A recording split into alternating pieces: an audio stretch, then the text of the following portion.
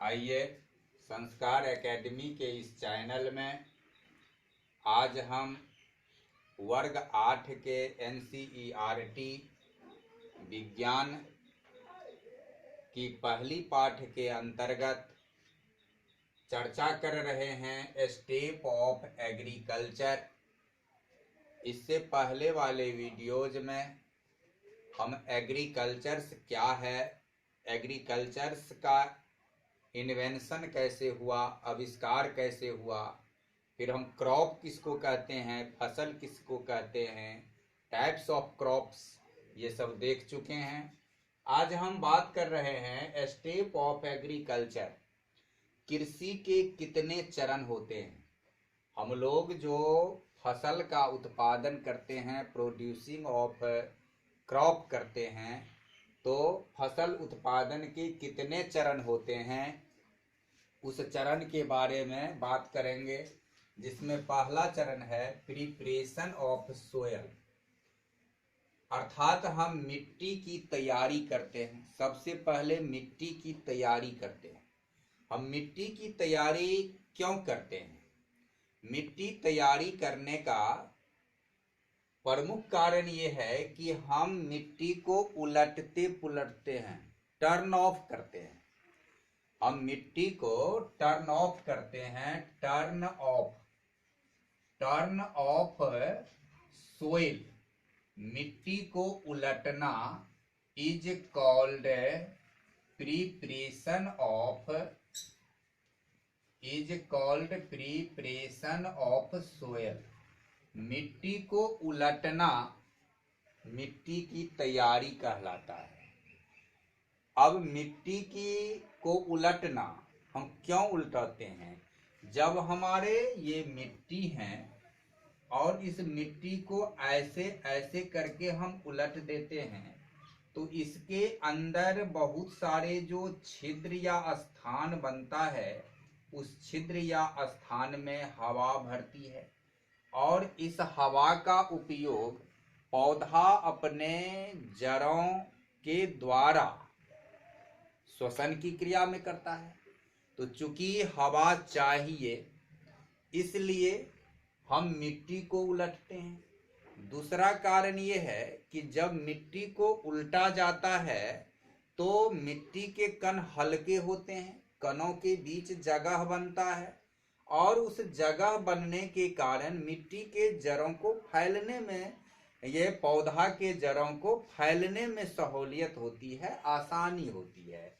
तो इसलिए हम मिट्टी को उलटते पुलटते हैं और फिर उलट पुलट कर हम उसको सपाट भी करते हैं, उसे समतल भी करते हैं, जिसे हम फ्लैटिंग कहते हैं। तो टर्न एंड फ्लैट, हम इसको जोड़ेंगे, turn and flat of soil is called preparation of soil. यही मिट्टी की तैयारी है। अब इसका इंस्ट्रूमेंट क्या है? मिट्टी तैयारी करने के इंस्ट्रूमेंट क्या है? तो मिट्टी तैयारी करने के जो इंस्ट्रूमेंट है, ये हम दो श्रेणियों में बांट कर देखेंगे। एक होता है कि इसका ट्रेडिशनल इंस्ट्रूमेंट जो है, पारंपरिक औजार, जिसके अंतर्गत हल आता है, पलाव या कि फिर स्पैड, कुदाल या कि फिर हो, फावड़ा। तो ऐसे ये सब इसका ट्रेडिशनल इंस्ट्रूमेंट है। और आज के समय में जो मॉडर्न इंस्ट्रूमेंट है, आधुनिक औजार है, वह आधुनिक औजार कल्टीवेटर है, जो कि देखे होंगे कि ट्रैक्टर में लगा होता है और उससे हम मिट्टी को क्या करते हैं कि उलट पुलट देते हैं, जिसे जुताई करना कहते हैं। और इस तरह से हम क्या करते हैं कि turn and flat of soil is called preparation of soil.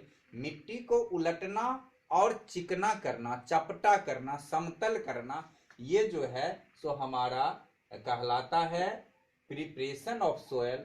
और इसके इंस्ट्रूमेंट है हल, कुदाल, फावड़ा या फिर कल्टीवेटर, जो मॉडर्न इंस्ट्रूमेंट है। तो इस तरह the first step of agriculture is preparation of soil. हम क्यों करते हैं, कैसे करते हैं, किस औजार से करते हैं, हमने इस बात को देखा। अब हमारा नेक्स्ट पॉइंट है सोइंग सीड्स, बीजों की बुआई। जब हमारा खेत तैयार हो जाता है, जब हमारे जमीन तैयार हो जाते हैं, तब हम बीज की बुआई करते हैं। अब बीज बुआई के भी कुछ बात हैं, जिसमें पहला है कि selection of seed. Selection of seed, बीज का चयन। अब हमें बीज को चुनना है कि हम जो खेत तैयार किए हैं उस खेत में हम कैसा बीज बुआई करेंगे, किस चीज का बीज बुआई करेंगे, किस नस्ल का बीज बुआई करेंगे, ये सब हम चुनते हैं। उसके बाद फिर होता है केमिकल ट्रीटमेंट। अब इसमें होता है केमिकल ट्रीटमेंट ऑफ सीड। अब बीजों का रासायनिक उपचार होता है। रासायनिक उपचार में क्या है, कुछ ऐसे दवा होते हैं जिस दवा के घोल में हम बीजों को मिलाते हैं और बीज को मिला के फिर उसे धूप में सुखा लेते हैं और इस तरीका से हमें तैयार होता है, इसका केमिकल ट्रीटमेंट हो जाता है। इस केमिकल ट्रीटमेंट हो जाने का हमारा फायदा ये है कि उसमें बहुत सारे रोग प्रतिरोधक क्षमता आ जाते हैं, कीट आदि उसे नष्ट नहीं कर पाता है। तो इस तरह से हम इसका ट्रीटमेंट करते हैं और ट्रीटमेंट करने के बाद फिर हम इसकी बुआई करते हैं। तो इसकी बुआई की जो औजार है, इसके बुआई के औजार के बारे में हम देखें तो ये औजार जो होता है, तो इसका ट्रेडिशनल औजार जो होता है वह ट्रेडिशनल औजार इस तरह से ऐसे एक कीप की तरह होता है और इससे ऐसे एक पाइप होता है। हम इसमें क्या करते हैं कि बीज को भर देते हैं और ये बीज ऐसे जो हमारे ऐसे जो इस तरीका से ये ऐसे हल की होता है, इस हल से के इस नोक से ऐसे गिरता है और खेत में बुआई होते चला जाता है। तो ये हमारे जो ट्रेडिशनल है, पारंपरिक यंत्र है बीजों की बुआई का, वह इस तरह से है। और इसके बाद जो इसका मॉडर्न है, मॉडर्न बीज बुआई का जो यंत्र है उसे हम सीड ड्रिल कहते हैं। ये इसका इंस्ट्रूमेंट है सीड ड्रिल। अब सीड ड्रिल क्या होता है कि एक ऐसे जो ये इस तरह से लगा है और इसमें चार पांच पाइप निकलता है और वे 4-5 पाइप एक साथ खेत में उतने दूरी में बुआई करता है, या किसी ट्रैक्टर या ऐसे बड़े मशीन में लगा होता है। तो ये हो गया तुम्हें कीप आकार का, ये फनेल आकार का जो है ये ट्रेडिशनल इंस्ट्रूमेंट है। और सीड ड्रिल हमारे मॉडर्न इंस्ट्रूमेंट है सोइंग सीड्स के लिए, बीजों की बुआई के लिए। बीज बुआई के पहले हम दो चीज करते हैं, सिलेक्शन ऑफ सीड और केमिकल ट्रीटमेंट ऑफ सीड। उसके बाद हमारा तीसरा चरण है adding manure and fertiliser. Manure and fertilisers हम उसके बाद खेत में क्या मिलाते हैं, खाद मिलाते हैं और उर्वरक मिलाते हैं। तो ये मैनूर जो है ये खाद है। अब खाद क्या है, मैनूर क्या है और फर्टिलाइजर को हम उर्वरक कहते हैं। ये क्या होता है, ये हमारे घर में तैयार खाद है। ये हमारे घर में तैयार खाद है, जैसे कि घास फूस पत्ता गोबर, इस सब को जो सड़ाकर हम बनाते हैं खेत में डालते हैं तो उसे ही हम मैन्यूर कहते हैं, खाद कहते हैं। और फर्टिलाइजर जो फैक्ट्री में बनता है, जैसे कि हम urea, calcium, single super phosphate, DAP, इस सब का जो प्रयोग करते हैं ये सब फर्टिलाइजर है। तो फर्टिलाइजर मैन्यूर की अपेक्षा ज्यादा उपजाऊ, ज्यादा उर्वरक होता है, ज्यादा शक्ति देने वाली होती है, लेकिन मैन्यूर ज्यादा ह्यूमस देने वाली होती है। तो हम क्या करते हैं, जब हमारा ये प्रिपरेशन ऑफ सोयल हो जाता है, जब हम सीड की बुआई करते हैं, तो बुआई के समय, बुआई से पहले या बुआई के बाद, हम तीनों ही समय में एडिंग मैन्यूर और फर्टिलाइजर करते हैं। खाद और उर्वरक को हम खेत में मिलाते हैं पौधों को पोषकता की प्राप्ति के लिए, यानी फर्टिलाइजर जो है पौधा को अधिक पोषकता देती है बनिस्पत मैन्यूर से, लेकिन मैन्यूर जो है वह अधिक ह्यूमस देता है बनिस्पत फर्टिलाइजर के। तो इस तरीका से हम एडिंग मैन्यूर एंड फर्टिलाइजर करते हैं। फिर हमारा है इरिगेशन। इरिगेशन का अर्थ हुआ सिंचाई। हम पानी की पटौनी करते हैं, पानी से हम फसल की पटौनी करते हैं। यह फसल की पटौनी क्यों करते हैं? तो इसका दो कारण है। पहला कारण हम पढ़े हैं कि पौधा जो फोटोसिंथेसिस की क्रिया करती है भोजन बनाने के लिए, उसमें उसे जल चाहिए होता है। अब यह जल पौधा कहाँ से लेगा? यह जल पौधा जड़ से के द्वारा जमीन से ही सोखता है, और जमीन में यदि पानी नहीं हम देंगे, मिट्टी के कणों के बीच यदि पानी नहीं रहेगा, तो पौधा वह जल कहाँ से लेगा? तो पौधा को फोटोसिंथेसिस के लिए, प्रकाश संश्लेषण के लिए जल की उपलब्धता हो, इसके लिए हम इरिगेशन करते हैं, पटौनी करते हैं। जब हम पानी खेत में देते हैं तो मिट्टी कणों के बीच वह जल फंस जाता है, और उस जल को पौधा अपने जड़ों के द्वारा सोख लेता है, और फिर उसे पत्ती तक ले जाता है जहां प्रकाश संश्लेषण की क्रिया होती है। दूसरी बात है, हम जो ये फर्टिलाइजर मिलाए हैं या मैन्यूर मिलाए हैं, इसमें जो उर्वरक तत्व है, इसमें जो पोषक तत्व है, वह सीधा सीधी पौधा नहीं खींच सकता है, तो वह जल में ही घुलता है और उस जल को सोखता है पौधा। तो उस सोखे हुए जल से उसे या मैन्यूर और फर्टिलाइजर उसे मिल जाता है।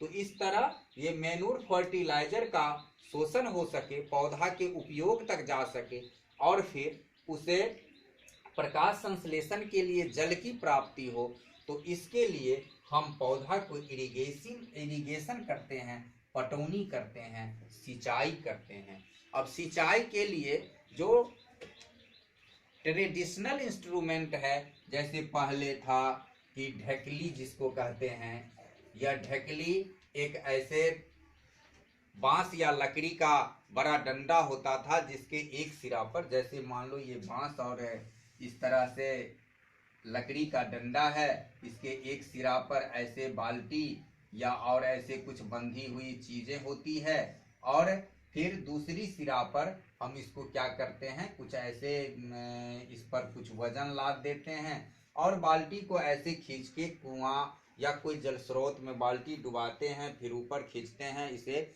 ऐसे उड़ेलते हैं। तो इस तरीका से हम सिंचाई करते थे। या फिर इसको हम घिरनी लगा करके करते हैं, या फिर उसको हम बैल से ऐसे घुमा करके करते हैं। तो इस तरीके से ये ढकली विधि है। और आज के समय में जो सिंचाई होती है, इसके बाद हमारा ट्यूबवेल आता है, ट्यूबवेल कुआं, ये जो है सो जिसे तुम बोरिंग कहते हो। या फिर आज के समय में सिंचाई के नए नए तंत्र विकसित हुए हैं, जिसमें कि जैसे है कि ड्रिप तंत्र जो इसका है, ये ड्रिप सिंचाई जो है, ये ड्रिप क्या है कि ड्रॉप करके, बूंद बूंद करके सिंचाई होता है। यह पौधा के जड़ में एक एक बूंद करके जल डाला जाता है पाइप की सहायता से। इससे जल का क्षय नहीं होता है, बहुत कम जल में हम अधिक पटौनी करते हैं। या फिर स्प्रिंकलिंग होता है, छिड़काव होता है। अब स्प्रिंकलिंग में क्या होता है कि हम ऐसे पाइप पूरे खेत में फैला देते हैं, और उसमें ऐसे एक नोजल लगा होता है, और इस नोजल से ऐसे घूमता रहता है और घूमता है, जिससे कि पूरे उसे थोड़ी सी जगह में जो उसका रेंज बनता है, उसमें पानी का फवारा बन के पौधा पर पड़ता है। तो ये स्प्रिंकल मेथड है, ड्रिपिंग मेथड है। ये सब हमारे मॉडर्न तरीका है, मॉडर्न मेथड है इरिगेशन का। ढकली हुआ, ट्यूबवेल हुआ, ये सब हमारे पुराने तरीका हैं सिंचाई के। उसके बाद है प्रोटेक्टिंग फ्रॉम वीड्स। अब हमारे पौधा को खरपतवार से भी नियंत्रित करना होता है।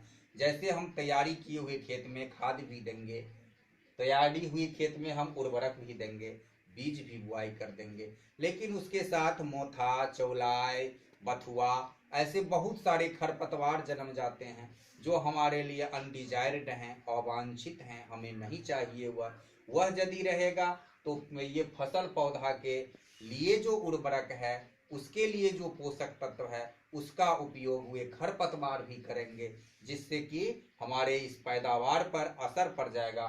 तो हम प्रोटेक्टिंग फ्रॉम वीड्स करते हैं, यानी खरपतवार नियंत्रण करते हैं।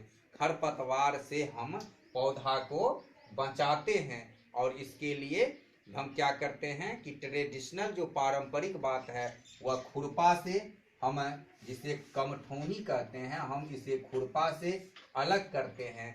या कि फिर हम आजकल रासायनिक दवाओं का प्रयोग कर देते हैं, और दवा के प्रयोग से जो खरपतवार को नियंत्रित किया जाता है उस दवा का नाम है वीडीसाइड्स। उसे हम कहते हैं यूडीसाइड्स। यूडीसाइड्स का मतलब हुआ खरपतवार नियंत्रक रसायन। ऐसे दवा का हम छिड़काव कर देते हैं लिक्विड के रूप में, पाउडर के रूप में, जिससे कि बहुत सारे खरपतवार नष्ट हो जाते हैं। कोई स्पेशली मोथा के लिए होता है, कोई बथुआ के लिए होता है, कोई चौलाई के लिए होता है। तो इस तरीका से हम ये रासायन का छिड़काव करके भी नियंत्रण कर लेते हैं, या फिर खुरपा से कमठौनी करके भी खोद करके, जमीन खोद के उसके जड़ को निकाल के फेंक देते हैं।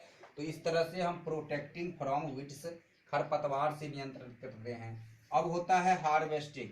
जब पौधा मैच्योर हो जाता है, जब पौधा पक जाता है, तो उसके कलर भी बदल जाते हैं। वे गोल्डन कलर के हो जाते हैं, स्वर्णिम कलर हो जाता है। और उस गोल्डन कलर होने के बाद दूसरी उसकी पहचान है कि उसकी जो बाली होता है वह झुक जाता है। तो इस तरह से हम समझ लेते हैं कि अब हमारा पौधा पक गया। तब हम इसकी कटिंग करते हैं, कटाई करते हैं। उसी कटाई को हार्वेस्टिंग बोलते हैं। हार्वेस्टिंग, कटाई के साथ साथ थ्रेसिंग भी होता है, यानी कटिंग प्लस थ्रेसिंग, ये दोनों मिला करके हार्वेस्टिंग है। पौधा जैसे गेहूं देखो, हम काटते हैं और थ्रेसर में दे करके दाना अलग करते हैं, भूसा अलग करते हैं। तो इस तरह से इस क्रिया को हम हार्वेस्टिंग कहते हैं। और हार्वेस्टिंग जो पुराने जमाना में बैलों से हार्वेस्टिंग होता था, लेकिन आज के समय में बड़े बड़े हार्वेस्टर मशीन हमारे हैं, थ्रेसर मशीन है, उससे हम हार्वेस्टिंग करते हैं। फिर है स्टोरेज। अब हमारा यदि तैयार हो जाता है दाना, तो हम इसे किसी गोदाम में रखते हैं। गोदाम में चूहा, कीट, पतंग से सुरक्षा की व्यवस्था करते हैं, जैसे कि साइलोन मेथड है। तो इस तरीका से अब हम उसे किसी गोदाम में जमा कर देते हैं, जिसे हम स्टोरेज कहते हैं। तो ये जो हमारे है preparation of soil, sowing seeds, adding manure and fertilisers, irrigation, protecting from weeds, harvesting and storage, there are 7 steps of agriculture. तो इस तरह आज हमने देखा कि स्टेप ऑफ एग्रीकल्चर क्या है, और किस स्टेप में किस औजार का प्रयोग होता है, ट्रेडिशनल इंस्ट्रूमेंट कौन है, मॉडर्न इंस्ट्रूमेंट कौन है। तो इस तरीका से आज हमने इतना देखा। इसके आगे एक एक बातों को फिर हम विस्तार से पढ़ेंगे। और तब तक के लिए आज हम बस इतना ही पढ़ेंगे। यदि यह पसंद आए तो इसे लाइक करना, पहली बार हो तो सब्सक्राइब करना, और अपने दोस्तों के बीच शेयर करना। तब तक बहुत बहुत धन्यवाद इस वीडियो को देखने।